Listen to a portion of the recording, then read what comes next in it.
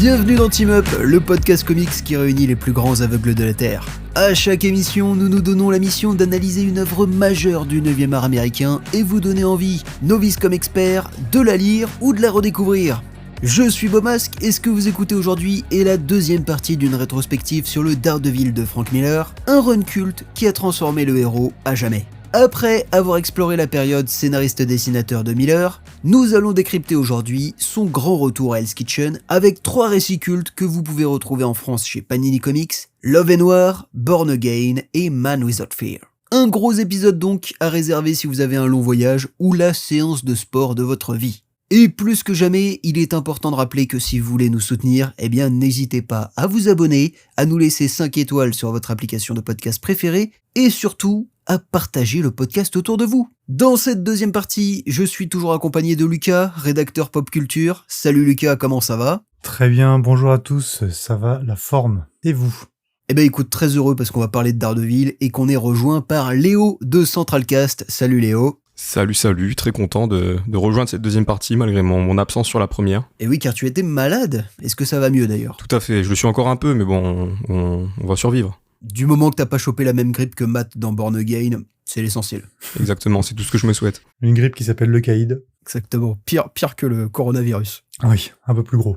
Alors Léo, on n'a malheureusement pas pu t'avoir pour la première partie. Est-ce que ça te dit de nous parler un peu de ton rapport à Daredevil ? Bien sûr, avec plaisir. Daredevil, c'est un personnage qui m'a toujours été assez sympathique. Le run de Frank Miller, je l'avais jamais lu pour le coup. Tout ce que j'avais lu sur le perso, c'était du récent, du post-2000, donc c'était surtout du Bendis, du Wade ou du Zdarsky, donc parmi les auteurs les plus connus, les plus populaires qui ont bossé sur le personnage. Frank Miller, son run, on me l'avait toujours vendu comme un truc hyper classique, mais j'avoue que je m'y étais jamais intéressé jusque-là, alors que pourtant, comme je le dis, c'est un personnage qui m'a toujours intéressé, Daredevil, en partie aussi grâce à la série Netflix, dont la suite sort demain, à l'heure où on enregistre. Le run de Frank Miller, je m'y étais jamais trop penché avant, parce qu'en vrai, Frank Miller est pas non plus un auteur qui m'intéresse énormément. J'avais surtout lu certains de ses plus grands classiques, dont notamment Batman Year One, par exemple. Mais j'avoue que son travail sur Daredevil, je m'y étais jamais vraiment penché. Et en vrai, je pense que c'est aussi parce que j'étais un peu perdu, parce que je comprenais pas trop la façon dont il était publié, que ce soit en VO ou en VF d'ailleurs. Je savais pas trop où était le début, où était la fin, entre Born Again, Man Without Fear, etc.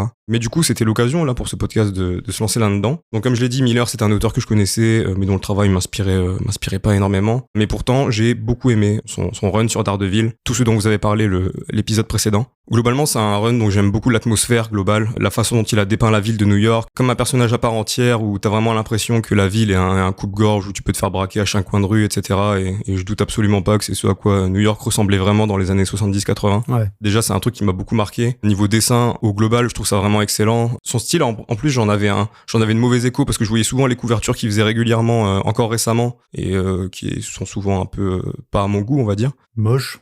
C'est un vieux monsieur, on va dire. Ouais, c'est ça. Là, sur son run de Daredevil, j'ai trouvé ça vraiment très cool. Son trait, il est très épuré, mais très très efficace. Il y a vraiment des moments qui te restent en tête, typiquement le moment où Elektra elle se fait poignarder.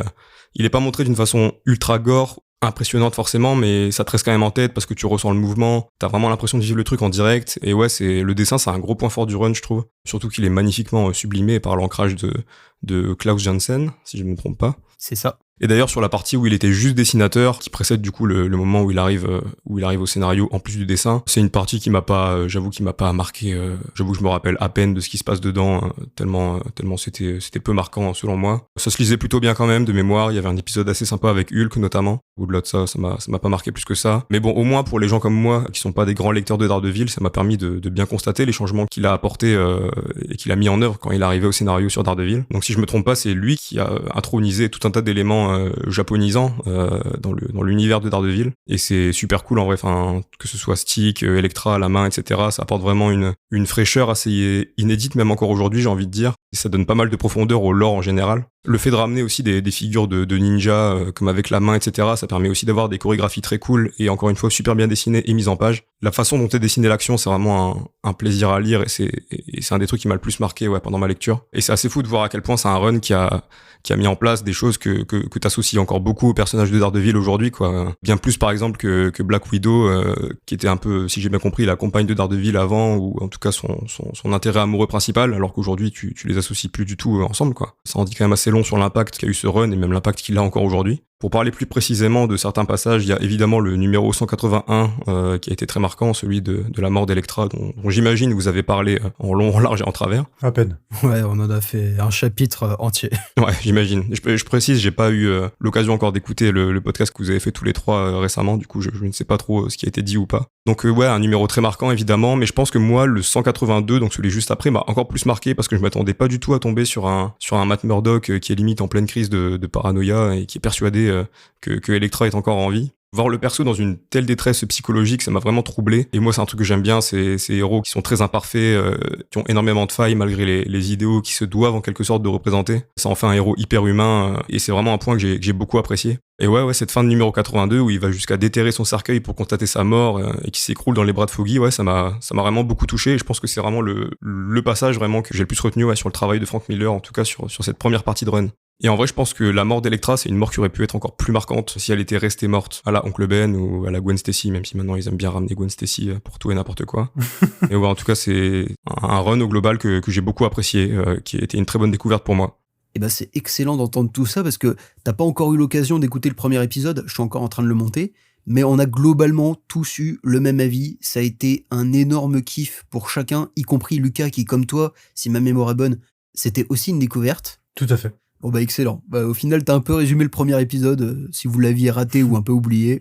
Pas besoin de le réécouter du coup. Ouais, bon, vous pouvez quand même l'écouter, hein, ça nous ferait plaisir. Mais merci Léo pour ce résumé. Et bah de rien, ça fait plaisir. Bon, il est temps de s'attaquer à nos trois récits, Born Again, Love and War et Man Without Fear. Et avant, je vais vous faire un petit contexte. On avait laissé Frank Miller en 1982 avec Daredevil 191 sur une intense roulette russe. Et qu'est-ce qui s'est passé après son départ ? Et après son départ, il a rencontré Claremont, le scénariste des X-Men, et Miller et lui, ils vont plancher pendant l'année 82 sur une mini-série Wolverine qui va elle aussi redéfinir le perso à jamais. Décidément, c'est un peu une constante avec Miller. De son côté, le dessinateur et encreur Klaus Johnson, il va rester quelques épisodes sur le titre et honnêtement, je le trouve un peu moins bon. Je me suis même demandé s'il n'était pas épuisé ou juste moins inspiré, moins guidé une fois que son partenaire est parti. Je vais vous partager là, hop, une planche de son caïd que je trouve assez ridicule, quoi. C'est là, pour le coup, je reconnais pas du tout mon Klaus. Ah oui. Ah putain, ah oui, ah c'est dur. Fatigué le Klaus. Ah putain, ouais. Ah merde. C'est dur, il ressemble un peu... Un gros œuf. Comment il s'appelle dans Alice au Pays des Merveilles là. Oui, ouais. Oui, c'est ça, c'est à ça Oui, que je bah, pensais. c'est exactement ça que je pensais. Exactement, ouais. Putain, ouais. Ah merde. Bon, on vous le partagera sur les réseaux sociaux. Ouais, parce que là c'est pas très podcast comme truc, mais c'est vrai que c'est particulier. Ouais. On va vous le décrire. Alors, du coup, c'est Fisk qui ressemble à un œuf en costume. Exactement. Ouais, c'est particulier, ouais. Bref, faute de bons scénaristes pour succéder à Miller, c'est son ancien éditeur Denny O'Neil qui va lui succéder. Une bonne décision vu qu'on parle quand même du papa de Ra's al Ghul, de Madame Web et d'Optimus Prime. Rien que ça. C'est celui qui a redynamisé aussi Batman dans les années 70 et qui avait aussi signé avec Neil Adams le mythique Green Arrow Green Lantern. Donc en plus d'être un très très grand éditeur, c'est aussi un super scénariste. Parce qu'en termes d'éditeur, sérieusement, si vous plongez un peu dans ce qu'il a pu faire, voilà, la mort de Jason Todd, c'est lui, Nightfall, c'est lui, bref, un grand. Et on le rappelle, il avait servi quand même de mentor à Miller durant son run et il l'avait pas mal encouragé à puiser dans son amour des arts martiaux et des mangas, ce qui avait quand même sauvé la série de l'annulation. Alors, le run de Denny O'Neil, il vaut quoi ? Bah, j'en sais rien. En fait, je viens de le débuter, donc c'est trop tôt pour juger, mais de ce que j'ai compris, c'est sympa, ça reste dans la lignée de Miller. Limite, en fait, t'as l'impression qu'il lui garde la place au show en attendant son retour. On retrouve le Caïd, on retrouve des influences nippones avec un arc au Japon. T'as un team-up avec Wolverine. Il va aussi tuer Heather Glenn, on l'a abordé la dernière fois, mais donc l'ex-petite amie de Matt qui va se suicider, ce qui était une volonté de Miller. Mais pour autant, t'as aussi quelques trahisons, comme par exemple le retour de Bullseye que Miller avait pourtant lourdement handicapé. Bref, on est là pour parler de Miller. Depuis 82, il s'est fait quand même assez discret. Il a tout de même signé son premier titre indé, un certain Ronin, mais Miller a aussi subi quelques refus de projet sur Doctor Strange notamment, Batman, Superman et Wonder Woman, et résultat, il va cook. Il va cook comme jamais, et donc entre 85 et 87, il va nous écrire et nous dessiner que des classiques. Si je vous dis Daredevil Born Again, Elektra Assassin, Daredevil Love and War, Dark Knight Returns et enfin Batman Year One, Eh bah, c'est Miller durant toute cette période. En gros, c'était magret de canard tous les soirs. Alors, je préfère le préciser vu que je viens de les citer. On va pas vous parler ce soir d'Electra Assassin ou Electra René à la vie, qui sont tous les deux signés toujours par Miller. Nous, on va continuer de se concentrer sur son Daredevil, mais j'exclus pas le fait qu'un jour, on se fasse peut-être une troisième partie de cette rétrospective, Electra par Frank Miller. Mais ce sera clairement pas pour tout de suite. On va s'éloigner un peu de Hell's Kitchen, on en a tous besoin. Laissez-nous nous reposer une minute. Donc, comme je le disais, on va se concentrer sur Daredevil et Wilson Fisk, vu que, comme l'écrivait Miller, ils sont devenus les deux faces d'une même pièce. L'un ne va plus sans l'autre. Et en 86, va sortir un graphic novel, Love and War, peint par... Est-ce que Léo, tu veux bien nous prononcer son nom et nous parler un peu de ce titre ?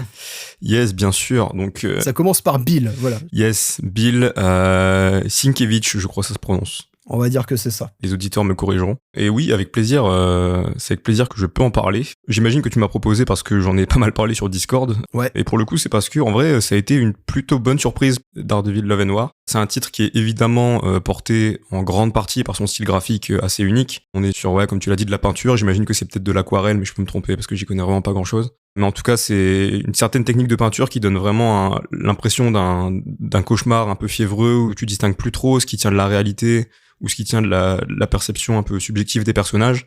Surtout que t'as des personnages un peu étranges, un peu mystérieux dans le truc. Il y a vraiment un côté hypnotique que je trouve hyper intéressant visuellement, que ce soit sur le travail des décors ou celui des personnages. Ça fait un peu pompeux de dire ça, et ça m'a un peu donné l'impression de me plonger dans un comics un peu dans un univers à la David Lynch. Totalement. C'est le genre d'œuvre un peu qui t'offre assez peu de repères, mais où tu te laisses un peu porter, où l'interprétation prend plus de place que la réalité objective, on va dire. J'aime beaucoup les chara-design globalement, surtout celui de Fisk, et j'ai aucun mal à croire que Into the Spider-Verse s'en soit inspiré à la fois pour le design de Fisk, mais aussi pour c'est clair. tous les visuels, des moments un peu flashback du film, dans lesquels tu revis notamment l'accident qui a causé la mort de Richard et Vanessa Fisk. Donc voilà, c'est pas non plus un comics sur lequel je reviendrai régulièrement et que je porterai au nu éternellement, mais en tout cas dans cette aventure qui a été la découverte du travail de Frank Miller sur Daredevil, ça a été une expérience assez inattendue, une très bonne surprise, et c'est une curiosité que je recommanderais à tout le monde globalement. Ouais. Et de ton côté, Lucas, est-ce que ça a été une bonne surprise ? En fait, je savais pas du tout dans quoi je m'engageais. J'ai un peu, on va dire, la checklist, mes devoirs pour le podcast, et il y avait Love and War, du coup, j'ai lu Love and War comme un bon élève, et je m'attendais pas du tout à ça. Le côté un peu rêve fiévreux dans lequel t'es emporté, c'est exactement ce que j'ai ressenti. Je crois que je l'ai lu d'une traite, et j'étais emporté par cette histoire, et évidemment par les images, aussi hypnotisantes que cauchemardesques. Je sais pas s'il y a vraiment un lien d'inspiration, mais ça m'a vraiment fait penser au Arkham Asylum de Grant Morrison et Dave McKean. Ouais, complètement. Ah ouais. Je l'ai pas lu, mais je confirme.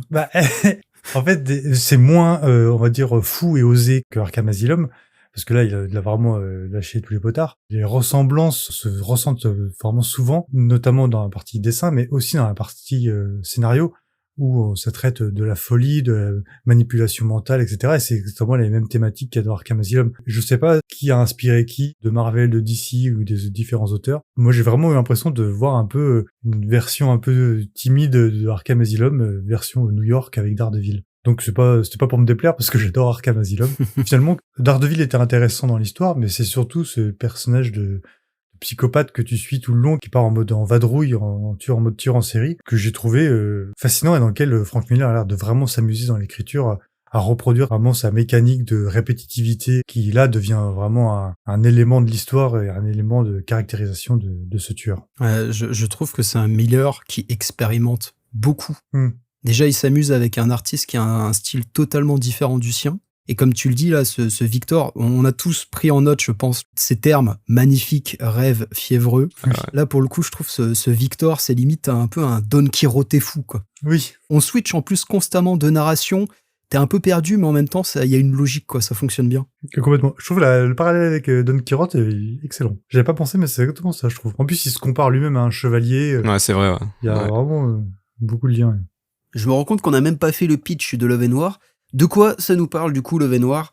Alors on avait pas mal insisté dans le précédent épisode sur l'idée que Miller rangeait ses jouets à la fin de son premier run, et selon moi, avec Love and War, il nous range le jouet Wilson Fisk.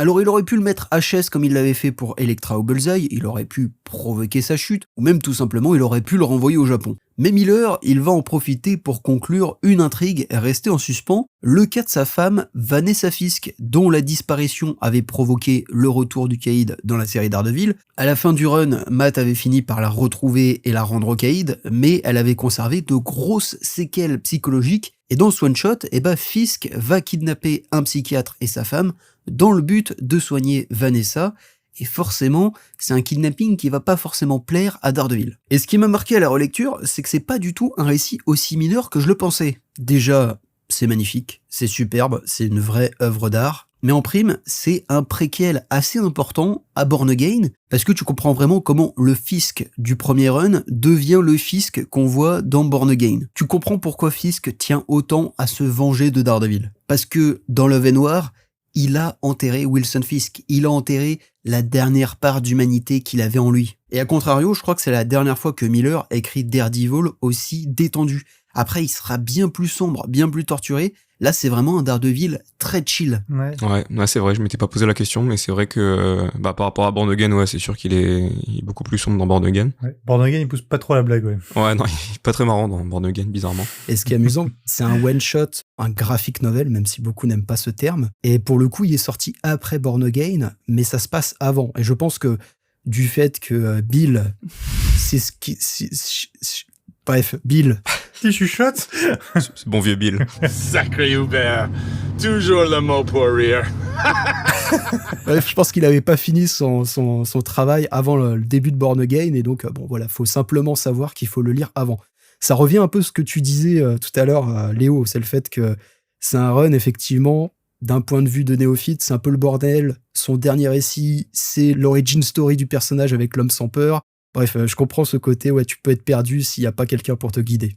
On va donc maintenant attaquer le gros morceau de ce podcast, Born Again, le récit le plus culte de Daredevil. On est en 1985 et Denny O'Neil donc va rendre sa place de scénariste à Frank Miller le temps de 7 épisodes, les Daredevil 227 à Daredevil 233. Et au dessin, on retrouve ni Miller ni Klaus Johnson, probablement parce qu'ils sont occupés avec The Dark Knight Returns, qui est en cours de création. On retrouve à la place le dessinateur du moment sur le titre, un certain David Mazzucchelli, avec qui Miller recollaborera sur...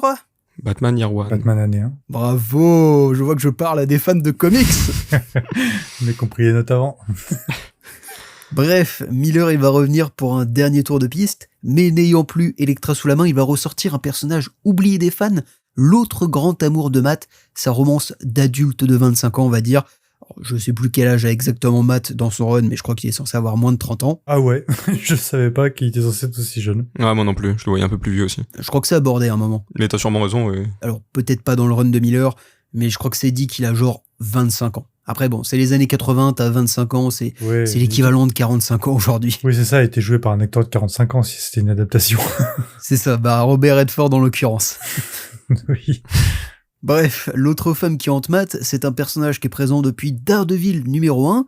Je parle bien sûr de Karen Page, qui était sa secrétaire et sa fiancée à qui il avait avoué sa double vie, sauf que, soap opéra oblige, Matt a dû choisir entre Daredevil et une vie posée, ce qui a annulé le mariage. Karen, elle est partie tenter sa chance à Hollywood, tandis que Matt est parti explorer le plus beau fruit de Russie, si vous voyez ce que je veux dire. L'histoire de Born Again, elle est très simple. On retrouve une Karen Page en Amérique du Sud, désormais toxico, et sous l'effet du manque, elle vend l'identité de Daredevil en échange d'un shot.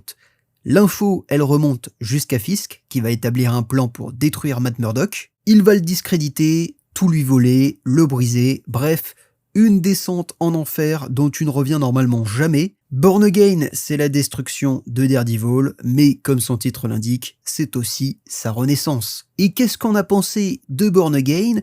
On va commencer avec Léo, vu que tu es peut-être le plus critique parmi nous. Aïe, aïe, aïe. Non, ça va, rien. Calmez-vous, calmez-vous tout de suite. Je sens une tension dans ce salon. Put your gun down. Non mais, en vrai, c'est que c'est intéressant si les gens ont pas tous le même avis, de toute façon. Oui, bien sûr. La discussion. Mais vaut quand même mieux que t'aies le même avis, quand même. quand même. Ouais, oh, aigri. Non, honnêtement, Born Again, perso, c'est un titre sur lequel je suis légèrement mitigé. Dans le sens où je vois pourquoi c'est culte, je comprends qu'on puisse penser que ce soit un des meilleurs comics d'Ardeville de l'histoire, voire le meilleur même. Mais perso, j'ai eu un peu de mal à accrocher. Je pense que mon erreur, ça a été de le lire directement après le run classique de Miller. Déjà, je savais pas si je devais lire ou pas, du coup, les numéros qu'a fait Denis O'Neill dont tu parlais entre les deux. Mais en vrai, vu à quel point Born Again est considéré comme un classique et qu'il a souvent été édité seul, je me suis dit que ça pouvait se lire seul, quoi. Et du coup, je me suis demandé si c'était pas une erreur parce que, avec du recul, je me demande si, en lisant Born Again plus séparé, j'aurais peut-être pas plus apprécié. Parce qu'en fait, le fait est que quand j'ai commencé ma lecture, je comprenais pas tout et ça me frustrait parce que je savais pas si c'était voulu de la part de Miller ou si c'était juste moi qui manquais de certaines infos. Typiquement, je pense du coup, la première scène, il me semble, où Karen Page balance le nom de Daredevil. T'apprends qu'elle a fait ça pour se payer de la drogue. Et je me souviens que quand j'ai appris ça de la bouche d'un personnage, je me suis dit, ah ok, c'était pour ça qu'elle l'a vendu, mais est-ce que c'est normal que je l'apprenne maintenant ou est-ce que j'étais censé l'apprendre plus tôt mais que j'ai raté l'info ou autre, quoi, tu vois? Parce qu'en vrai, moi, je savais même pas que Karen Page était toxicomane, tu vois, et je sais pas, du coup, si j'étais censé l'apprendre là ou si on me l'avait dit avant et que je l'avais pas lu, quoi, tu vois. Surtout que Karen Page, du coup, était absente, il me semble, du run classique de Miller. Je connaissais vite fait le personnage, évidemment, via la série Netflix, etc., mais je connaissais pas trop le rapport qu'elle avait à Daredevil à ce moment-là. Je me demande si ça faisait pas limite 10 ans qu'elle était pas apparue. Parce que je crois qu'elle avait fait un caméo dans un numéro de Ghost Rider ou un truc comme ça. Mais dans l'idée, son retour, c'était une surprise pour tout le monde, parce que tout le monde l'avait oublié, Karen Page. Maintenant, son retour, il est pas si déconnant que ça, vu qu'on parle d'une renaissance, donc on revient aux bases de Daredevil, et Miller avait besoin d'une nouvelle Elektra. Maintenant, le fait que Karen soit toxico et actrice porno, ça j'avoue, je pense que ça devait être aussi un énorme twist pour les lecteurs, parce que tu comprends que durant son absence dans la série, elle a vécu la mauvaise fin du rêve hollywoodien. Ouais, c'est ça. Mais du coup, je dis pas que c'est mauvais forcément, tu vois, mais juste moi, ça m'a perturbé quand j'ai commencé, en tout cas. Pendant vraiment les premiers numéros, je me demandais ce que je lisais un peu, j'étais un peu à tâtons, quoi, tu vois. Et surtout que je trouve que la narration de Miller ici, elle est quand même assez différente que dans son run original, pardon. Donc c'est aussi pour ça que ça m'a un peu perdu, je pense, au début. Je m'attendais vraiment à trouver une recette un peu similaire à ce que j'avais vu précédemment, mais vraiment pas, parce que là, tu suis plus du tout vraiment le même personnage, quoi. Tu suis vraiment un personnage qui est au fond du trou, qui a une vie complètement différente du statu quo dans lequel tu l'as suivi avant. Du coup, évidemment, c'est pas un truc que je reproche à Born Again, mais voilà, c'est juste pour dire que j'ai eu du mal à l'apprécier autant que j'aurais pu ou que j'aurais dû. C'est ça que je veux dire. Ouais, je comprends. Mais j'ai bien aimé, quand même. Non, mais je comprends ton désarroi. Alors, pour le coup, je pense pas que ce soit nécessaire d'avoir lu le run de Denis O'Neill, comme tu le disais, parce que déjà, je connais plein de personnes qui ne l'ont jamais lu et pourtant ils adorent Born Again. Et moi-même, je suis la preuve vivante de tout ça. Je vous l'ai dit un peu plus tôt, j'ai lu plusieurs fois Born Again et c'est que maintenant que je commence à me plonger dans ce run intermédiaire. Ouais. Et jusqu'à présent, ça m'a jamais trop posé de soucis. Mais peut-être parce que la première partie du run et Born Again, je les ai lus avec plusieurs années d'intervalle. Et donc, j'avais ce processus qui était les mêmes que les lecteurs à l'époque. C'est qu'en fait, Miller et Daredevil, ils ont tous les deux évolué entre la mort d'Elektra et Born Again.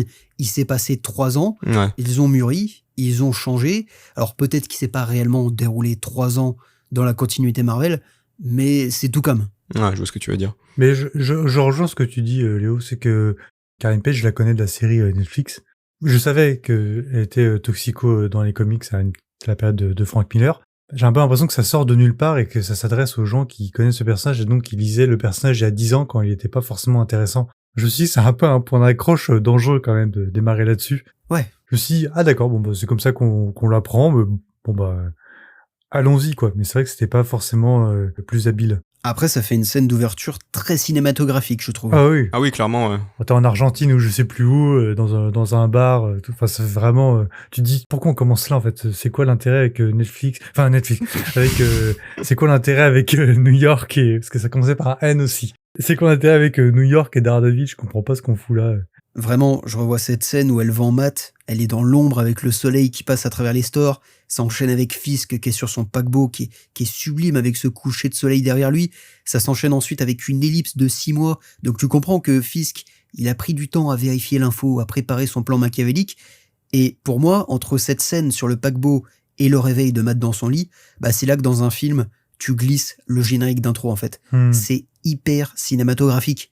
Et je fais un petit aparté vu qu'on parle ciné, je me suis même demandé à la relecture là si par hasard les frères Nolan ils se sont pas davantage inspirés de Born Again que de Nightfall pour The Dark Knight Rises. Dis-nous en Parce plus. qu'il y a plein de scènes avec Fisk, je revois Bane dans le film. Pareil, je vois Matt qui est brisé, qui essaye de défendre la ville en civil, bah forcément je pense à Christian Bale dans The Dark Knight Rises. Mais bon, pour revenir aux comics, moi je vais te rejoindre Léo, c'est un récit culte qui m'a secoué, qui m'a marqué, que j'aime beaucoup, mais qui m'a toujours déçu, parce que j'ai beaucoup de mal avec le dernier épisode. Vraiment, on en reparlera peut-être un peu plus tard. Ok. Ah bah sinon on en Ah parle. bah non, mais j'avais parlé de la fin, justement. Mais si tu veux qu'on en parle plus tard, on en parle plus tard. Ah bah sinon on en parle tout de suite, hein. On peut évacuer le problème tout de suite. Hein. Alors, j'ai beaucoup aimé la série. Je trouve qu'elle fonctionne très bien pour raconter cette histoire de descente aux enfers avec un Daredevil qui morfle comme Jaja. Sauf qu'à un moment, bah, il faut conclure. Et en fait, la fin que propose Frank Miller, je la trouve mais pas du tout satisfaisante. Déjà, t'as Nuke, donc c'est ce soldat complètement barjot qui débarque en plein New York en hélico avec sa mitrailleuse et qui tire sur tout le monde. Et en fait, ça dénote totalement avec ce qu'on a pu lire avant. Où t'as un duel psychologique entre le Caïd et Daredevil qui sont complètement opposés, on va dire géographiquement, avec un Caïd qui est au sommet de son building, tandis que Daredevil est au fond du caniveau. Et d'un coup, au milieu de tout ça, t'as du coup Nuke qui débarque et qui tire sur tout le monde. Ce que je trouve encore plus paradoxal avec cette fin, je trouve que la fin est très bien, mais pas du tout pour cette histoire. C'est ça. Là, pour moi, ça a tellement rien à voir que ça gâche tout. Et en plus de ça, t'as Captain America qui pop. Ça donne l'impression que l'histoire était pas suffisamment palpitante en l'état et qu'il fallait rajouter un guest pour qu'elle soit un peu plus piquante. Ça donne vraiment l'impression d'un feu d'artifice qui n'a pas du tout sa place dans une aventure un peu amère qui méritait plutôt une lente agonie ou un long soupir comme conclusion plutôt qu'un gros boom.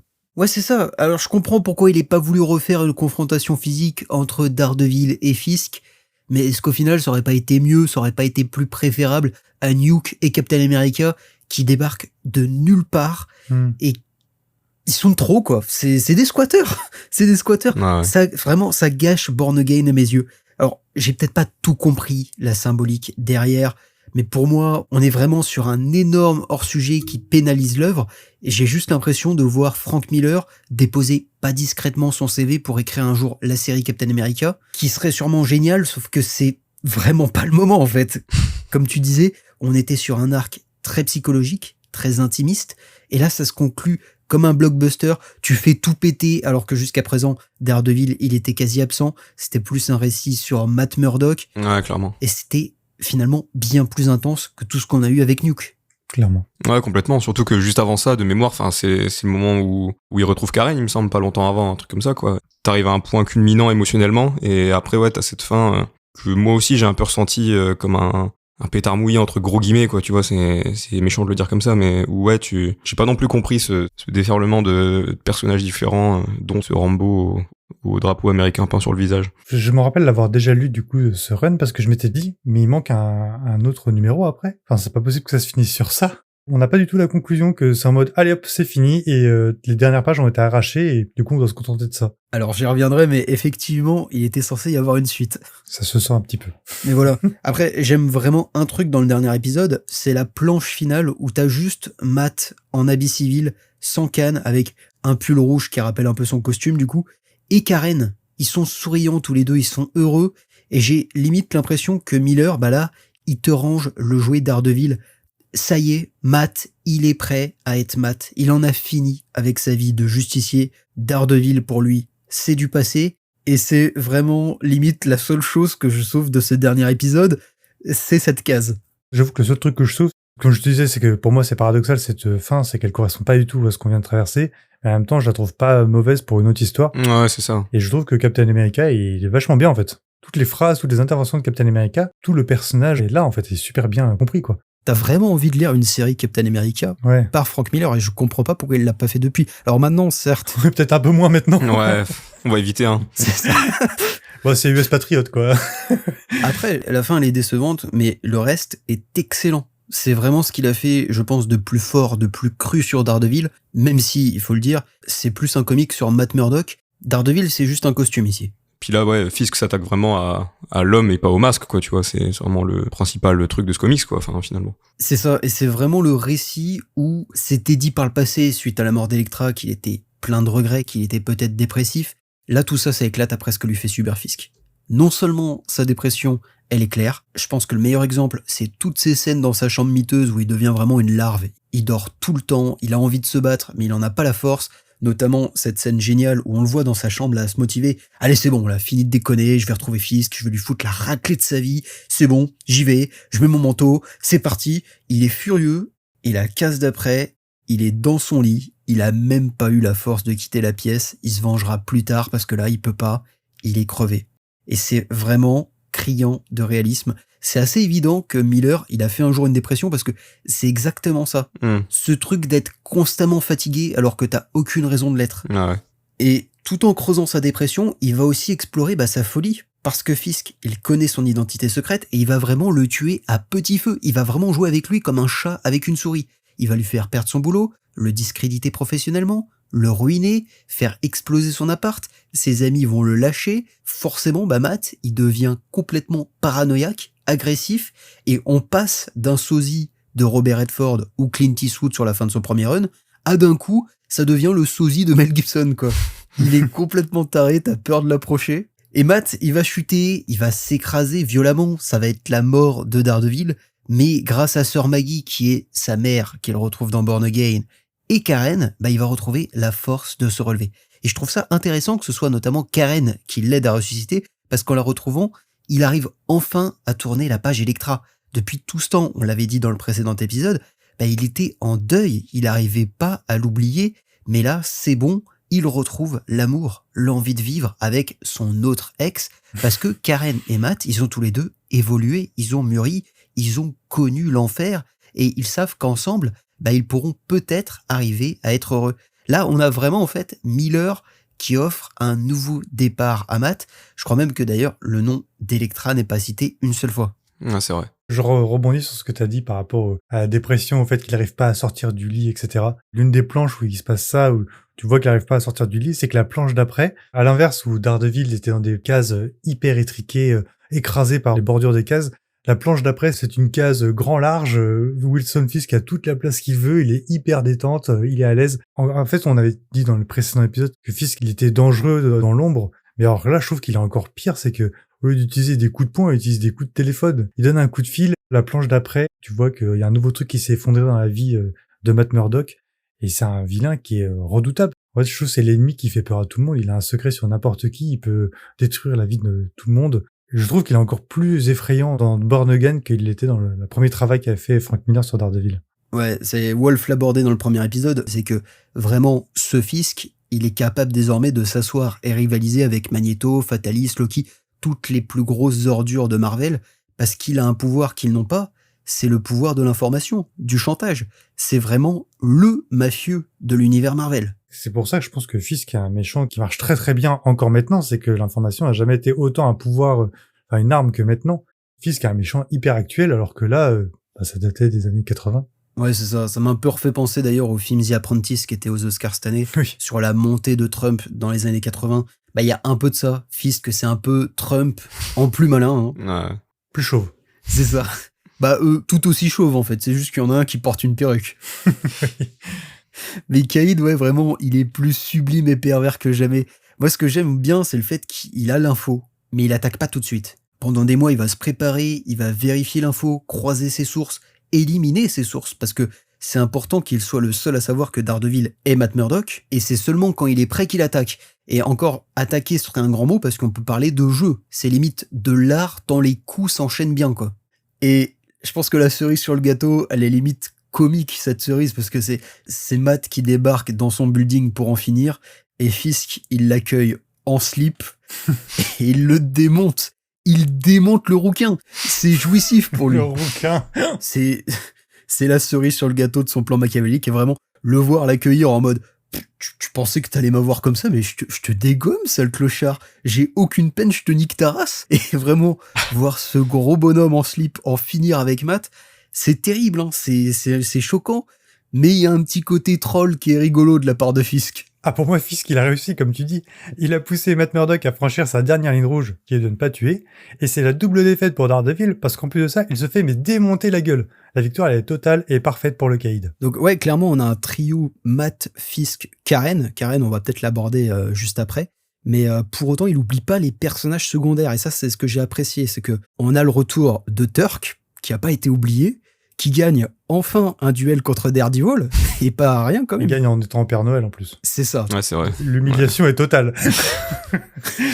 On a aussi Foggy, évidemment. Peut-être pas le personnage le plus intéressant de cet arc, malheureusement. Et on a aussi typiquement un personnage qui va te parler, Léo, c'est Jameson. Alors, bien plus mineur, il était déjà un peu là dans la première partie du run. Là, on nous le montre à nouveau sous un autre jour. On sait que c'est un menteur, que c'est un harceleur avec Spider-Man. Mais là, en fait, tu comprends pourquoi des mecs comme Robbie Robinson ou Ben Ulrich, ils continuent à te bosser au Bugle. C'est pas non plus CNews, quoi. C'est un homme qui ose se mouiller. Enfin, je dis CNews, ça se trouve, ça existe plus aujourd'hui. Je crois que ça existe plus. Jameson, c'est un mec qui ose se mouiller quand il faut faire tomber des criminels. Il est là pour soutenir ses journalistes. La scène où il encourage Ben à continuer son enquête, je la trouve sublime. Déjà, elle est magnifiquement dessinée par Mazzucchelli, mais terriblement forte. Avec, je sais pas si vous la visualisez, c'est ce moment où justement ils sont dans le bureau. Oui. T'as les ombres des stores qui sont sur leur visage, quoi. Ouais, je vois. Ouais. C'est de la mise en scène, quoi. Mais c'est vraiment là, on est prisonnier. Est-ce qu'on essaye de tout faire péter, quoi? Je suis assez d'accord. Ouais, c'est très cool la façon dont ça a été fait. Évidemment, c'est pas, comme tu dis, le journaliste le plus mis en avant dans ce titre-là, mais le peu qu'il a fait avec lui est très cool, et ouais, ça témoigne d'un travail que Miller, fait souvent sur les persos les persos secondaires, pardon, justement, où il a toujours tendance à les mettre en avant de façon assez intéressante, je trouve. Est-ce que c'est pas limite la première fois qu'on voit un Jameson présenté de cette façon, quoi?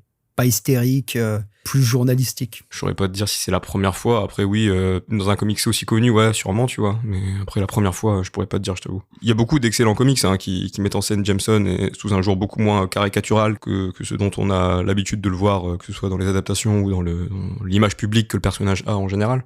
Mais oui, en tout cas, celui-là en fait partie. Après, je sais pas s'il y a beaucoup d'autres comics qui mettent vraiment en avant son aspect journalistique comme celui-là, quoi. Clairement. Et là, on va parler un peu de journalisme, justement. Il y a 2 personnages secondaires qui, je trouve, représentent bien la peur que crée le caïd, parce qu'ils étaient dans la première partie, mais là, tu les trouves complètement transformés. C'est Manolis et Ben Ulrich. Alors, Manolis, on l'a très peu abordé dans la première partie. Manolis, c'était un peu le James Gordon de la série, et là, même le caïd a réussi à le corrompre. Je trouve qu'il a vraiment un arc tragique où, comme Karen, tu vois que sa trahison, finalement, elle lui a apporté que de la merde. Karen, voilà, elle a trahi Matt pour juste un shoot qui, au final, c'est juste l'instant de quelques heures, tout ça pour ça. Et là, Manolis, il trahit Daredevil, il trahit même le flic qu'il est pour un résultat qui est terrible, quoi. Qui est vraiment là, tu te dis, mince, quel pauvre personnage. C'est ça. Et du coup, il est forcément lié à Ben Ulrich via une scène très prenante dans un hôpital. Et c'est effrayant ce qui lui arrive. Franchement, je trouve que Mazzucchelli, il exprime totalement sa terreur. Il y a des scènes qui sont vraiment ultra prenantes. Ouais. Où là, tu vois que Fisk, il lui fout la pression au point qu'il a peur de prononcer le mot de Murdoch. Et même retirer son plâtre, parce qu'à un moment, en fait, il a un plâtre. Et on lui dit, mais là, c'est bon, tu peux le retirer. Et il ne veut pas, parce qu'en fait, le retirer, ça voudrait dire continuer son enquête. Ça veut dire qu'il est capable d'écrire. Et donc, potentiellement, attaquer le caïd. Ouais, tout à fait. Tu le vois vraiment, il est traumatisé par son agression. Et même plus que l'agression, il y a la scène où il entend l'assassinat de Manolis. Et je trouve cette scène, elle est terrifiante, là. Tu vois vraiment, là, d'un seul coup, son visage qui se déforme. Tu vois la terreur, c'est excellent. Cette scène, typiquement, tu vois, je te dis que j'ai eu du mal à commencer le comics au début, et c'est vraiment à partir de cette scène où j'ai commencé à vraiment être à fond dedans, tu vois, à me dire, ok, je comprends que c'est incroyable ce que je lis, tu vois. Ça m'étonne pas. Et je trouve que cette scène-là, typiquement, c'est une scène de film plus qu'une scène de comics à la base. Ouais, complètement. Parce que ça se base sur le son, en fait, elle fonctionne vraiment là-dessus. Et là, en comics, elle fonctionne quand même hyper bien grâce au talent de Mazzucchelli et au talent de narration de Frank Miller. Et ce qui fait que ça donne une scène, pour le coup, j'avais vraiment, quand je le lisais, j'étais tranquille dans mon lit et j'avais le sang glacé tellement elle était, et je me suis dit, puis il y a un avant et un après pour ce personnage qui est secondaire. Il y a un avant et un après, une scène comme ça. T'as limite l'impression que c'est un travelling compensé, d'ailleurs. Ouais, c'est ça, exactement. Oui, grave. Oui, totalement. Avec son visage qui se déforme un peu, etc. En plus, vraiment, t'as un truc, ouais, c'est fort, hein. Franchement, c'est très fort. Moi, ce que je trouve génial, c'est que vraiment, il est traumatisé par tout ça. Il se refuse à prononcer le nom interdit, sinon, sa femme et lui vont y passer. Et il y a cette seconde scène géniale où il a une rage en lui, vraiment, elle est terrible. Il finit par le prononcer, quoi. Et vraiment, tu le vois à son regard il en peut plus, quoi. Il le prononce, il est en mode Matt Murdock. Et vraiment, tu sens le Fisk, là, c'est bon, ça suffit. On va en finir, tu m'as assez humilié. C'est un sentiment de révolte comme Karen Page qui arrête pas de répéter sans cesse le nom Matt Murdock pour se motiver, ça en devient une prière. Et pour l'une, c'est une prière d'espoir. L'autre, tu vois vraiment, c'est une prière de combat, quoi. C'est là, Matt Murdock, ça devient un cri de guerre. Voilà, tout simplement. Bah, en fait, Matt Murdock inspire, en fait. Je trouve que le Frank Miller, il arrive à comprendre la notion d'héroïsme que fait transparaître Daredevil, c'est que même Matt Murdock inspire les gens qui sont autour de lui. Il y a le côté un peu biblique, religieux que tu disais avec Karen Page, je disais que c'est comme une prière, et ça revient à plusieurs reprises dans l'histoire. Le côté en plus born again, la résurrection, vraiment un côté personnage qui est là pour inspirer, pousser les autres à se soulever contre l'oppression qui est incarnée par Fisk. Ouais, bah totalement. Bah, on peut peut-être parler de l'aspect religieux, comme tu dis. C'est que c'était quasi absent de son run jusqu'à présent. Là, vraiment, on explore le catholicisme de Matt. Comme tu l'as dit, il y a cet aspect résurrection. Il y a ses relations avec Sœur Maggie. Pareil, là, une superbe scène où on utilise les pouvoirs de Matt intelligemment, et je trouve que c'est très pur, quoi, comme scène, tout simplement. Et c'est peut-être le titre où Miller, vraiment, après cette descente en enfer, il en fait plus un ange qu'un démon. Moi, ce que j'ai apprécié, c'est que sur la seconde partie du récit, Matt, tu sens qu'il a disparu. Ses proches, ils le cherchent, ils sont perdus, tout simplement. Et ils commencent, comme je le disais, à prier son nom, à le chercher. Il y en a d'autres comme Fisk qui commencent à maudire son nom, parce que justement, ne plus le voir, ça l'inquiète. Et tu vois qu'en fait, régulièrement, c'est un fantôme, quoi. C'est une ombre. Il est à côté d'eux. Il est constamment dans le fond. Il les protège. C'est limite un ange protecteur. Et tu te rends compte qu'en fait, ceux qui sont aveugles, c'est plus lui, c'est eux, tout simplement. Et ça leur donne la force de se battre. Totalement d'accord, j'ai pas grand-chose de plus à ajouter. Pareil, j'aurais pas dit mieux, vraiment, c'est très bien résumé. Oui. Et puis, t'as Karen Page, évidemment, troisième gros personnage de cette histoire, qui, pour garder cet aspect religieux, c'est vraiment la Judas Marie-Madeleine du récit. Pour le coup, on est sur un personnage qui est sali, très clairement. Là, on sent qu'il est en plein dans Sin City, dans sa tête, qui plonge de plus en plus dans le grim and gritty, sur le polar noir à fond. C'est un Miller, comme on le disait, qui est très différent de ce qu'il a fait jusqu'à présent. Du coup, le personnage est sali. Pour autant, je trouve qu'il lui manque jamais de respect. En fait, il lui donne beaucoup d'épaisseur.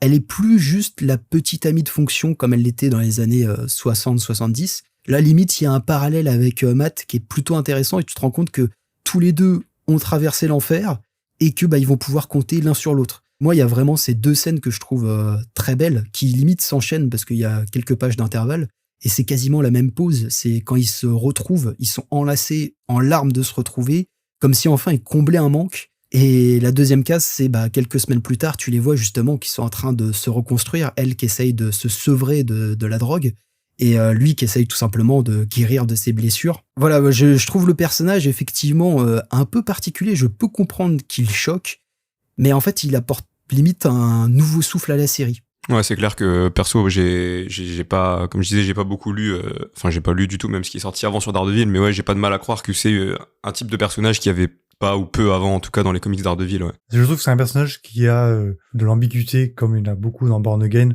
C'est un personnage qui fonctionne totalement avec Born Again. Ça aurait pas fonctionné avec un personnage comme Elektra, un autre personnage féminin aurait trop incarné un côté blond ou un côté noir, alors que Born Again est plein de subtilités dans tous les sens. T'as pas tort. Je me pose la question, est-ce qu'elle aurait pu apparaître plus tôt, tu vois? Je suis pas sûr. En fait, je trouve qu'elle aurait peut-être été trop radicale. Daredevil avant est un peu plus comique, plus faire des petites blagounettes. Là, il y a zéro blague, on est à fond dans la noirceur. Karen Page, toute son histoire est faite que de noirceur. Donc elle fonctionne très bien dans cette grand récit dépressif. Puis pour le coup, du coup, c'est un personnage que je n'avais jamais lu moi avant.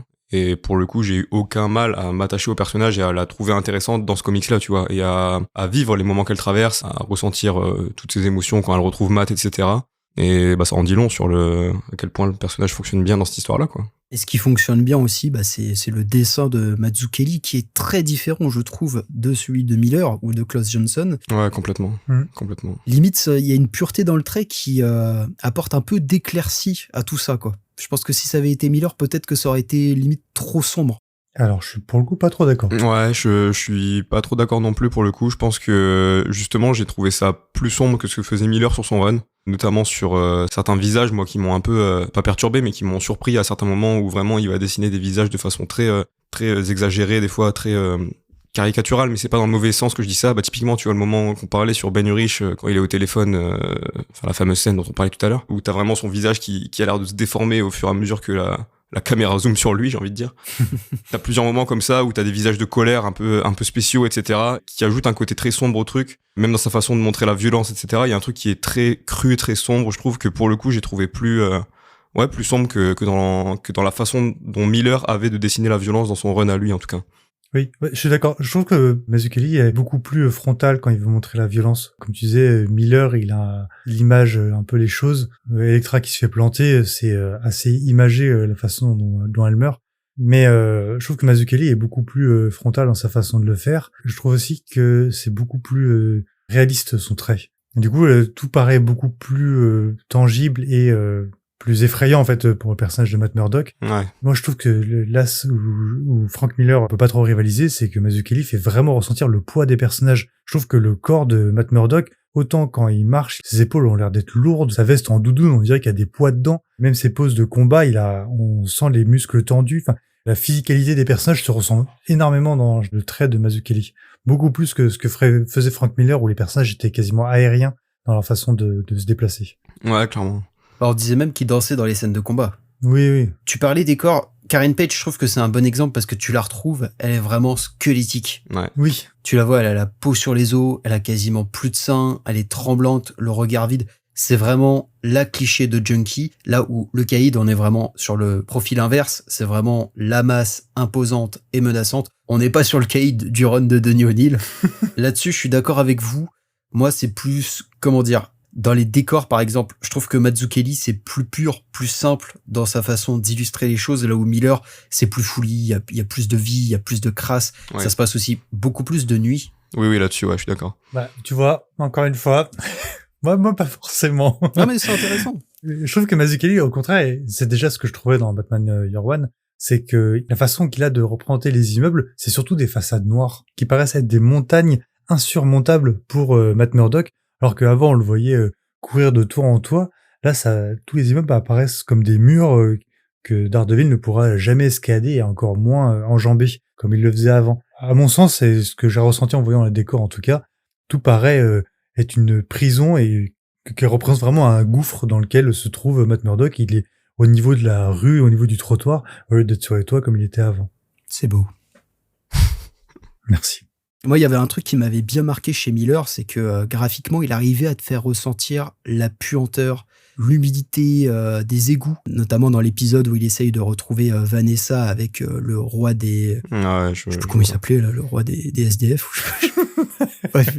Ou alors, par exemple, quand on voyait Daredevil perdre son sens radar ou le contrôle de ses sens, tout simplement, c'était inventif, mais en même temps, c'était toujours agressif. Ici, t'as une page qui m'a bien marqué parce que c'est bien plus apaisé. On a Matt sur un lit qui découvre son environnement au réveil. Il sent la chaleur de ses voisins. Il réussit à sentir l'œuf qui cuit dans un restaurant à côté. Il entend Foggy péter. Il entend le métro parcourir la ville. C'est très simple, mais en fait, tu te sens planer comme lui. Et tu réalises que finalement, pour un aveugle, c'est un sacré voyeur. C'est que des cases qui sont très simples. Et pourtant, ouais, t'arrives à ressentir ce que c'est d'être Matt Murdock. Et sinon, moi, il y a un truc qui m'a marqué, que j'avais pas forcément noté à ma première lecture, c'est qu'à chaque épisode, t'as une pleine page. Ou limite, en fait, quand tu les regroupes, tu vois Matt s'animer. Tu le retrouves, c'est la première case où on voit d'ailleurs Matt, il est couché dans son lit. Deuxième chapitre, tu le vois dans son lit, il est un peu plus en position fétale, puis tu le retrouves complètement abattu, puis petit à petit tu le vois se relever, il est dans les bras de Maggie où ça reproduit la Pietà, et ensuite on le voit tout simplement se relever avec Karen, puis ensuite frapper un sac, et ça se termine par ce plan final où il est avec Karen dans la rue en tant que Matt Murdock en train de se balader. Limite, chaque fois cette pleine page, je trouve qu'elle résume tout l'épisode. Et il y a un côté un peu cyclique du coup dans tout ça. Ouais, c'est vrai, je m'étais pas fait la réflexion, mais en le revoyant, ouais, c'est vrai que c'est très cool, ouais, comme réflexion. Très intéressant, ouais. En effet. Je l'avais pas forcément relevé non plus. Je sais pas si Miller aurait eu ce tic. Là, je pense que c'est peut-être plus Mazzucchelli.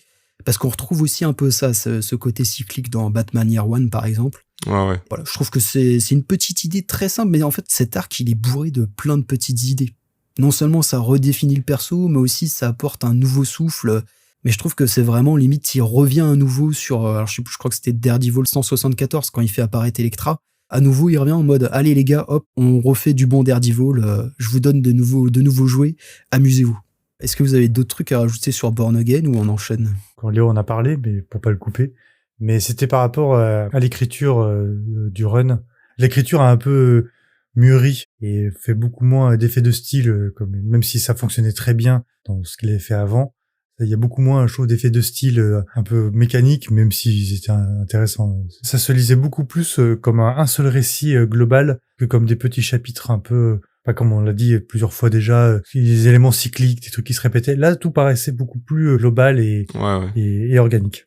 Ouais, c'est vrai que t'as beaucoup plus une sensation d'ensemble dans Born Again que dans ce qu'il avait fait avant. Où ouais, chaque chapitre pouvait être un peu un exercice de style différent par moment. Le côté plus mûr, c'est vrai que c'est un truc que je ressens aussi, et c'est en vrai un peu ça qui m'a perturbé au début, c'est ce dont je parlais au début. Mais ça n'en reste pas moins un comics que personnellement j'ai beaucoup apprécié quand même. Et évidemment, quand tu le lis, tu comprends pourquoi c'est si important et pourquoi c'est autant considéré comme un classique. Je vais poser la question tout de suite. Est-ce que vous avez préféré ce Born Again qui est considéré comme le récit culte de Daredevil, ou est-ce que vous avez préféré finalement la première partie du run ou Love and War? C'est dur. En fait, ça rentre pas dans les mêmes catégories. Ça se lit pas de la même manière, en fait. C'est un peu du pulp polar noir dans ce qu'il a écrit au début. Et là, c'est un récit presque moderne et noir avec Born Again. Donc, c'est pas du tout les mêmes ambiances et je trouve que c'est difficilement comparable par le fait qu'il y a le personnage de Daredevil. Je pense que si je dois faire un classement entre guillemets d'appréciation personnelle, j'ai plus pris de plaisir en lisant le premier run de Miller, mais ce serait... j'ai préféré parce qu'il y a eu un peu un côté découverte, un peu un côté effet de surprise, etc. C'est pas que je considère que c'est de la meilleure bande dessinée ou quoi, c'est vraiment purement de l'appréciation personnelle pour le coup. Et Love and War, pareil, ça a été une très bonne surprise. Après, est-ce que j'ai préféré ça aux autres ou pas? Est-ce que je considère que c'est meilleur que les autres ou pas? Je sais pas, c'est vraiment c'est des œuvres tellement différentes, comme tu l'as dit, que c'est compliqué de hiérarchiser ça, je trouve. Et toi? Oui, bah comme vous l'avez dit, c'est vraiment deux expériences qui s'apprécient différemment. T'as vraiment son premier run, qui est une très bonne série télé, ça ferait d'ailleurs un très bon animé, Disney+, si vous m'écoutez, et Born Again, qui est vraiment plus pensé comme un film d'1h30. Maintenant, même si Born Again, c'est du caviar, mais j'arrive pas à oublier sa fin ratée, là où le run, il y a peu de faux pas, j'ai pris du plaisir du début à la fin, donc je peux comprendre qu'on cite davantage Born Again, c'est excellent, c'est que 7 épisodes en plus contre une 30aine pour le run, mais je préfère le run, quoi. Donc concluons avec L'Homme sans peur, sorti en 1993. Après Born Again, Miller il va laisser le titre à la scénariste Ann Nocenti, qui va signer un bon run devenu culte lui aussi. Néanmoins, Miller, il n'en avait pas fini avec Daredevil. Je vous disais un peu plus tôt qu'il y avait une conclusion avortée. Effectivement, avec le dessinateur Walter Simonson, il avait commencé à travailler sur un diptyque intitulé The Devil's Own, le propre du diable en français, un récit qui ne se fera jamais à cause d'une brouille éditoriale que je ne vais pas résumer ici parce que voilà, on va pas non plus y passer 3 heures. Et en vrai, on sait pas trop ce qui s'est passé. Le script du premier épisode a fuité depuis et même Simonson en a parlé. En fait, on sait que c'était une suite quasi directe à Born Again. On avait Matt et Karen qui emménageaient ensemble, qui même reconstruisaient en partie l'appartement de Matt. Matt passait pas mal de temps avec sa mère Maggie. D'ailleurs, on n'a pas trop parlé de Maggie dans la partie précédente, mais écoute, tant pis. Ouais, c'est vrai. Et au final, on n'avait pas spécialement de Daredevil. En réalité, le super-héros de l'histoire, ça aurait dû être Doctor Strange. Je l'ai très mal prononcé. Doctor Strange, qui était un personnage que voulait écrire Miller. Je sais pas si vous vous rappelez de mon petit point tout à l'heure. Je m'en rappelle. Donc ça aurait pu être marrant. Ah, c'est bien. Quelqu'un qui m'écoute dans ce trio. Ouais, moi j'enlève mon casque à chaque fois que j'ai plus à parler, hein, donc. Ça m'étonne pas. Et qu'est-ce que ça aurait raconté? Bah, grosso modo, ça aurait été Matt et Doctor Strange qui se seraient alliés pour combattre ni plus ni moins que Satan. Voilà, tout simplement. Un gros délire qui rappelle un peu ce que fera finalement Nocenti quelques années plus tard. Nul doute que Miller aurait pu nous surprendre une fois de plus. Là, on serait parti sur un truc très différent de ce qu'il nous avait fait jusqu'à présent. Mais après tout, pourquoi pas, après le polar noir, après les ninjas, pourquoi ne pas rajouter un peu d'exorcisme à tout ça? Est-ce que vous auriez eu envie de lire ce fameux diptyque? Bah là, sur le papier, c'est... Bon, j'avoue que c'est pas hyper vendeur, mais ouais. Ça aurait pu donner un côté Dante Inferno pourquoi pas. Ouais, j'avoue que ça me parle pas trop, perso, mais ça aurait sûrement eu un public, ouais. Surtout, juste après Born Again, c'est ça qui me dérange un peu. C'est que là, pour le coup, on serait vraiment passé du coq à l'âne, quoi. Oui. Un petit peu, ouais. À la place, qu'est-ce qu'il va faire? Il va tout simplement se concentrer sur ses projets indépendants, des séries que vous connaissez peut-être, par exemple Sin City, Martha Washington. Il va aussi faire ses premiers pas dans le cinéma en scénarisant Robocop 2 et 3, puis le comics Robocop contre Terminator, avant de finalement déménager à Hell's Kitchen. Et oui, vous l'avez deviné, ça y est, Miller, il a de nouveau envie d'écrire son vieil ami. Faut comprendre qu'en fait, pour lui, Matt et Elektra, il les aime profondément. Il a un énorme respect pour ses créations, et contrairement à un Batman, qui effectivement n'a pas eu que du bon dans les créations de Miller, il refuse de les écrire tant qu'il n'aura pas un bon script. Un soir, il va appeler John Romita Jr., dont on a déjà parlé dans l'épisode sur Wolverine. D'ailleurs, je crois que c'est toi, Léo, qui nous en a parlé. Tout à fait. Donc, il va appeler John Romita Jr., qui avait d'ailleurs déjà dessiné le perso pour Ann Nocenti, et il va lui proposer un projet fou. Ils vont faire tout simplement ensemble le Batman Year One de Daredevil. Ils vont rétablir son passé, le retconner parfois, pour affirmer une dernière fois que Daredevil, c'est le bébé de Miller et personne d'autre. Ce récit, du coup, il va sortir en 1993 sous le nom surprise de Daredevil Man Without Fear, l'homme sans peur, et en 5 parties, on va revenir sur l'accident de Matt, comment il a rencontré Stick, Elektra, et ce qui l'a poussé à devenir Daredevil. Et qu'est-ce que vous en avez pensé de cette conclusion du run de Miller, qui finalement nous raconte les débuts de Daredevil? Alors perso, pour commencer, je tiens à signaler que avoir nommé ça Man Without Fear, ça aide pas à s'y retrouver, je trouve, dans le run de Miller, dans tout le travail de Miller sur Daredevil, mais ce n'est que mon avis.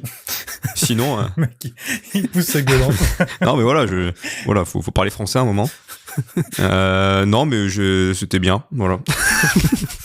En vrai, je pense que je pourrais pas mieux résumer mon avis que ça, c'est que vraiment j'ai passé un bon moment en le lisant.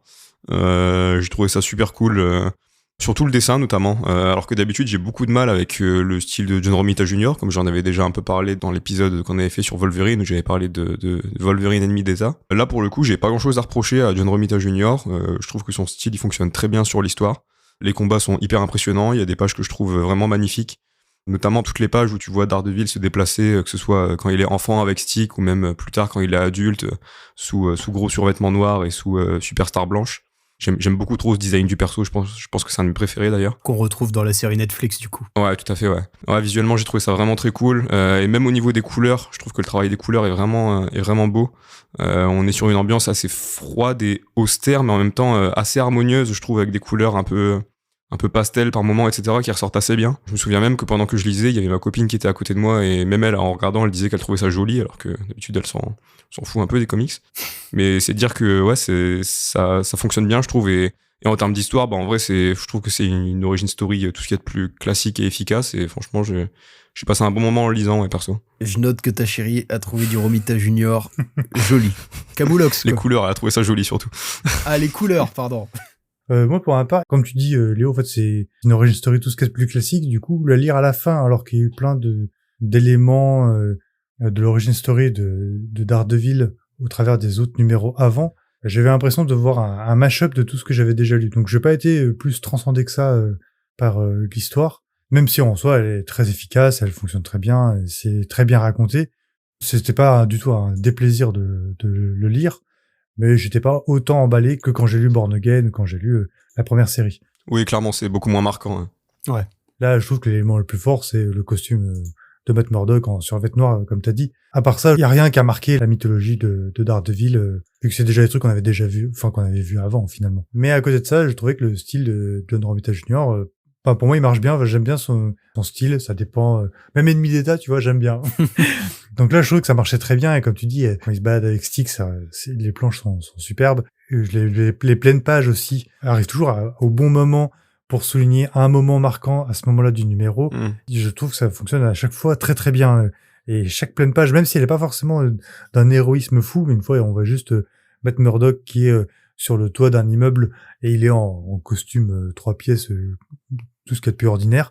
Mais c'est une scène qui est forte à ce moment-là de l'histoire parce que c'est le moment où Matt Murdock se dit, il entend quelqu'un en danger et veut l'aider. Donc en fait, c'est la première fois qu'il va aider quelqu'un et je trouve que la pleine page sert à un moment important de l'histoire du personnage et pas forcément à un moment qui est graphiquement utile à mettre en pleine page. Et je trouve que c'est un choix qui était intéressant et c'est un des trucs que j'ai le plus apprécié, on va dire, de chaque chapitre. En plus d'Electra. Mais ça, je pense qu'on en reparlera après. Ouais, on fera un point Electra juste après. C'est vrai que Romita, je suis pas non plus un grand fan de son style. Pour moi, on a vraiment un avant et un après Kick-Ass, et je l'ai confirmé encore hier.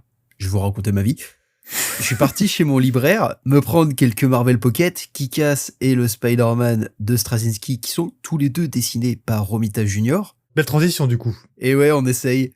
Et du coup, j'ai vraiment pu voir la bascule entre son taf sur Daredevil et Spider-Man et son taf dans les années 2000 avec Kick-Ass, où d'un côté, t'as vraiment la période où il était hyper doué, il jouait avec la souplesse de ses héros, son Daredevil, il est puissant, et Léo, tu vas pas me contredire, mais son Spider-Man, il est très efficace. Et t'as Kick-Ass, où là, vraiment, on découvre le nouveau Romita, viande hachée, comme j'aime bien l'appeler.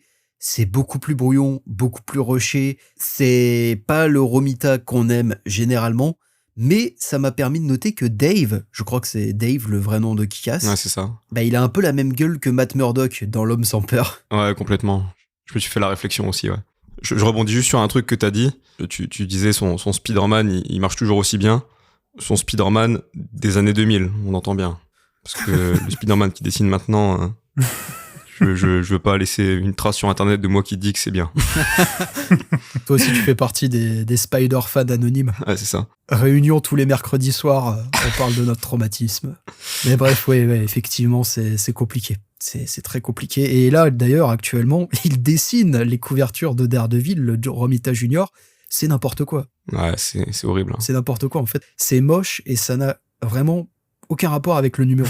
Puis ça donne pas envie de lire, quoi, surtout. Genre, vraiment pas, quoi. C'est bien, on lui donne de l'argent, mais bon, filez-lui une retraite, tout simplement. Je regarde actuellement les couvertures et c'est vrai que c'est pas beau. C'est un euphémisme.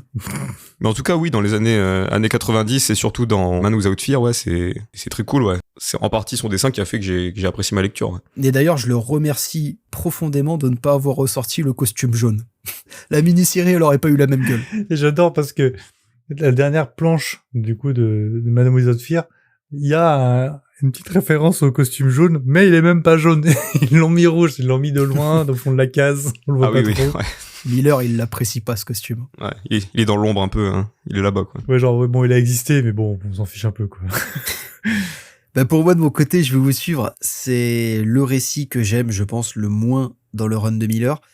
C'est une bonne lecture, il y a vraiment de bonnes idées, et on l'a dit, c'est une origin story très efficace, mais comme vous le disiez, quand t'as lu tout le run, t'apprends pas plus de choses. Ouais. Et même si c'est une origin story, notez-le, c'est essentiel selon moi de vraiment le lire en conclusion. Parce qu'il y a quand même pas mal d'éléments qui sont retconnés ici, ce qui fait que si tu commences par l'origin story et qu'ensuite tu découvres le run, tu risques d'être peut-être un peu perturbé. Oui, le lire au début, ce serait en fait spoiler tout ce qui va se passer après, parce que c'est plein de révélations qui sont très bien mises en scène par Frank Miller au travers de tous les numéros. Le lire avant, en fait, tu te gâches vraiment toutes les surprises et tous les meilleurs effets qu'il a dans les runs qu'il a fait précédemment. C'est ça. Il te réintroduit Electra, il te réintroduit Stick, et il trouve même un moyen de lier tout ça au Caïd pour te dire qu'il était là dès le début, sans pour autant le confronter directement à Murdock, parce qu'en fait, ils sont pas censés se rencontrer pour le moment. Et il y a plein d'idées cool, comme, je sais pas si vous l'aviez noté, c'est peut-être moi pour le coup qui surinterprète un peu trop, mais Jack Murdock, le père de Matt, il joue les gros bras pour la pègre, et il porte une cagoule. Et il a un look qui est assez classique, mais quand même, on peut se demander si au final, Matt, il se costume pas pour exorciser les péchés de son père, d'une certaine façon. Ah, c'est bien dit, bien pensé. Ouais, c'est bien vu, ouais. Malin, ce beau masque. Parce que c'est pas juste il met une cagoule, il y a un côté costume. Oui, parce qu'il y a vraiment une référence où il y a un costume, en plus, sur un des affiches où il fait du catch. Oui, en plus.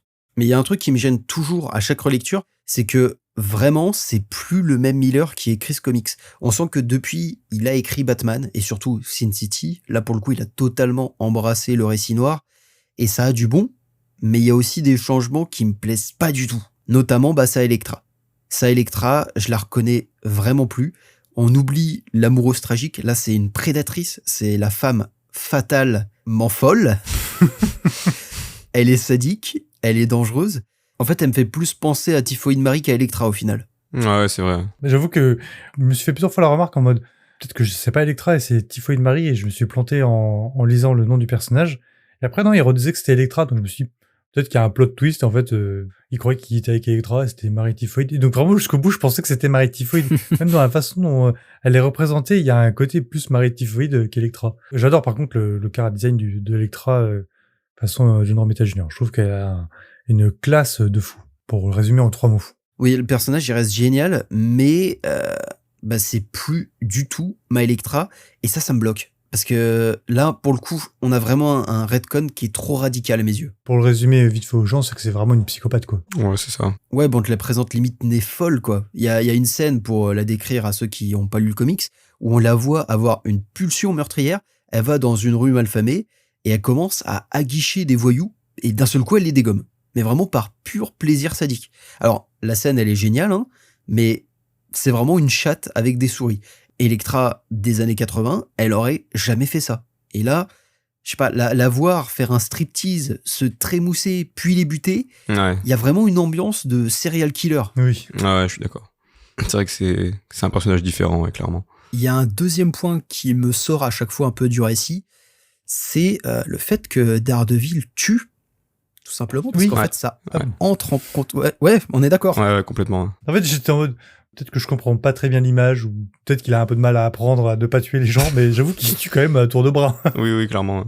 Bah surtout ça entre en contradiction avec le premier run, parce que si finalement Daredevil il peut tuer, bah pourquoi il a pas achevé Bullseye et pourquoi il a pas tout fait pour supprimer le Cade? Oui. Alors j'aime bien parce qu'il y a quand même un écho à Batman Year One. Je sais pas si vous vous en souvenez, mais quand Bruce fait sa première sortie en tant que Batman, il essaye d'empêcher des jeunes de voler une télé sur ces escaliers extérieurs typiquement américains. Et en fait, il se foire dans la baston et il y a un des ados qui manque de faire une chute mortelle. Là, dans Daredevil, on a un écho à tout ça avec cette bagarre contre des prostituées. Matt, il est encore très jeune et sans faire exprès, il donne le mauvais coup qui, accidentellement, va faire tomber l'une des femmes par la fenêtre et elle va mourir de sa chute. Donc, c'est un accident, mais qui va le hanter au point qu'il va arrêter pendant un moment de jouer les héros. Et c'est intéressant comme façon de lui donner peut-être cette règle de ne jamais tuer. Sauf qu'il finit par buter l'homme de main de Fisk et même d'autres personnes. Ouais. À un moment, je me suis dit peut-être que c'était une question de justice, que pour contrebalancer la perte de cette innocence, il prend la vie d'un criminel. Sauf que non, en fait, le personnage, il fonctionne pas comme ça, quoi. Oui, il y a une drôle de loi du talion quand même. Mince, j'ai tué un innocent. Bon, je vais tuer un criminel du coup. C'est ça. Bon, là, il y a un gros gang. Bon, d'abord, je vais faire cramer un supermarché et après, je tue le gang. Parce que comme ça, principe d'équité. Le mec est un peu psychopathe quand même. Un peu. Pour moi, c'est vraiment la preuve que ce Miller, c'est plus celui des années 80. Là, il commence à être beaucoup trop radical, et c'est peut-être pas plus mal qu'il se soit arrêté avec L'Homme sans peur, parce que on aurait sûrement pu finir avec une note beaucoup plus mauvaise, vu comment il a vrillé depuis. Ouais, c'est ça. Mais voilà, je vais pas répéter tout ce que vous avez dit. Il y a ces 2 points qui, moi, m'ont gêné, mais sinon, c'est une origin story qui se lit bien et qui fait du bien aux yeux. En fait, ça se lit avec plus de légèreté, quoi, que ce qu'on a vu avant, notamment Born Again, quoi, tu vois. C'est sûr. Ouais. Et j'y pense, c'est con, hein, mais j'étais content de revoir Stick, parce que, comme on le disait dans le précédent épisode, c'est un personnage qui était marquant, mais qui meurt beaucoup trop tôt. Ouais, oui, c'est vrai. Et dernier truc, la fin, là aussi, un peu décevante, même si c'est pas une trahison à la Born Again, ça manque d'un dernier acte un peu plus percutant. Ouais, c'est vrai. Pour moi, c'est vraiment une fin un peu ouverte, quoi, histoire de dire. Oui, c'est ça, ouais. J'ai raconté l'histoire et maintenant, faites ce que vous voulez avec la suite. Ouais, c'est pas Batman Year One qui se termine comme Batman Begins, où on te tease le Joker, quoi. Là, on t'annonce les problèmes, t'as vraiment envie d'en voir plus. Bon, là, c'est pas du tout le cas. Donc, Léo, Lucas, au final, ce run de Miller, qu'est-ce que vous en avez pensé? Pour moi, en tout cas, ça a été une découverte totale. J'avais rien lu de Frank Miller sur Daredevil avant, comme je l'ai dit. Évidemment, j'ai beaucoup apprécié parce que c'était déjà un perso qui m'était sympathique, et là, de voir la mise en place de tous les éléments les plus connus, entre guillemets, autour du personnage, c'était super cool à suivre.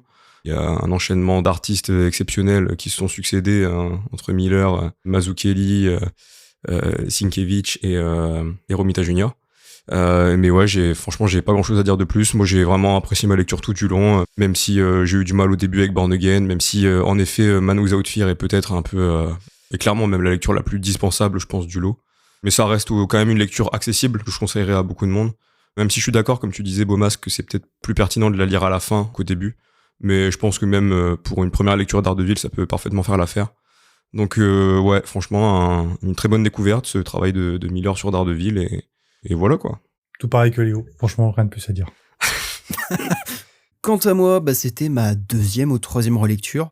Et je suis heureux parce que généralement, en fait, c'est là où tu commences à noter quelques défauts, où tu peux même te lasser. Et les défauts, je les ai notés, mais en fait, c'était déjà des griefs que j'avais par le passé. Donc, au contraire, j'y ai trouvé que de nouvelles qualités et des idées même que j'avais pas notées avant. Et surtout, ça m'a confirmé un truc que j'avais en tête, mais c'est bien un des runs les plus importants dans ma vie. Donc, encore merci Miller, Johnson, Mazzucchelli, Romita Junior et Bill pour les travaux. Et vraiment, je souhaite à tout le monde de ressentir l'amour que j'éprouve pour ce personnage et ce run. Et enfin, grâce à Team Up, mais aussi ma découverte du Wolverine de Claremont et Miller, c'est bon, j'ai eu la confirmation que le Miller des 80s, c'est bien l'un de mes artistes préférés ever. C'est vraiment une époque où il était brillant, vraiment un sans faute à chaque fois, et c'est fou de voir à quel point il avait de l'or dans les mains. C'est un bop, comme disent les jeunes.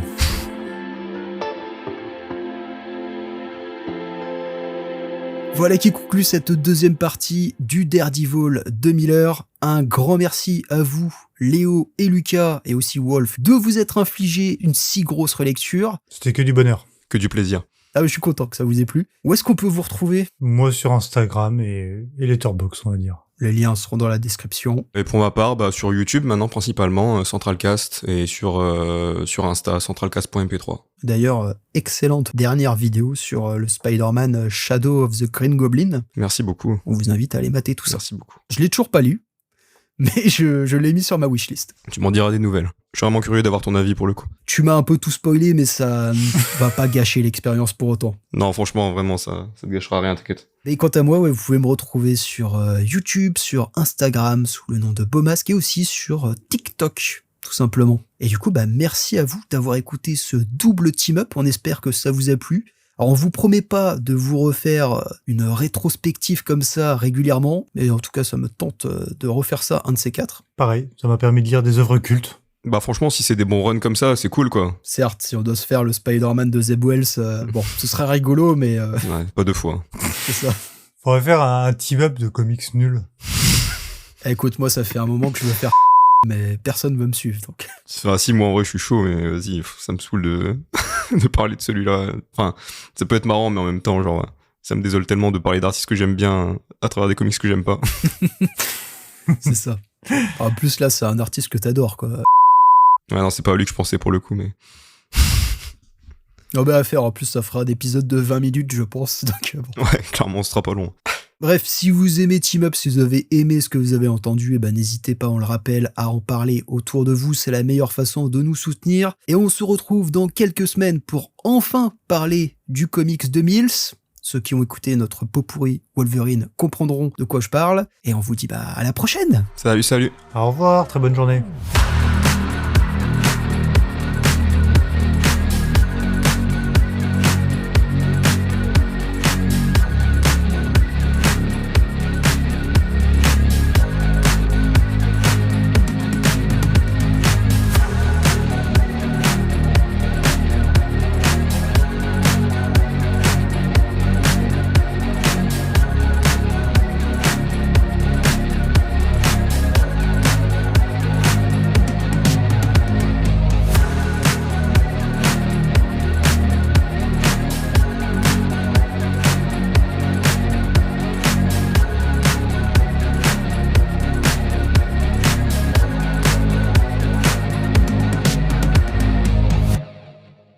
C'est difficilement comparable à part par le fait qu'il y a le personnage de Daredevil. Moi, je suis totalement d'accord. Franchement, Et Love and War. J'aurais pas dit mieux. Ah, pardon. Non, pardon, je pensais que t'avais fini, excuse-moi. Non, de toute façon, j'allais juste dire Bon, j'allais juste dire du coup que j'étais totalement... On va redémarrer ensemble. J'allais juste dire que j'étais... Attends, excuse-moi.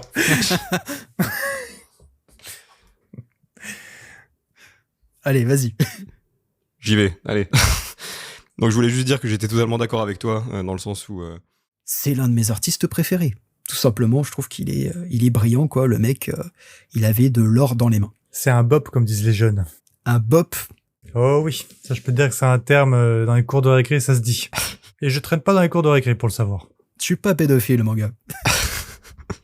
C'est en effet quelque chose que j'ai entendu, mais je n'utilise pas, j'avoue. Je sais même pas ce que ça veut dire exactement. Ça veut dire masterclass, quoi. Oh là là, on est l'air si vieux. Ouais, attends, banger et masterclass, ça suffit. Hein.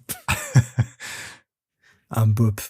C'est comme la dernière fois, on m'a sorti, ouais, tes soins. J'avais jamais entendu ça. Ouais, non, par contre, la personne qui dit ça, c'est déjà Ouais, vieux. pour moi, c'est vieux aussi. Pour moi, soin, c'est vraiment 2015, quoi. Ça a moins pris que swag. Bizarrement. Alors pourtant, je trouve ça plus drôle. Oui. Bref, Tu le mettras à la fin. c'est ça.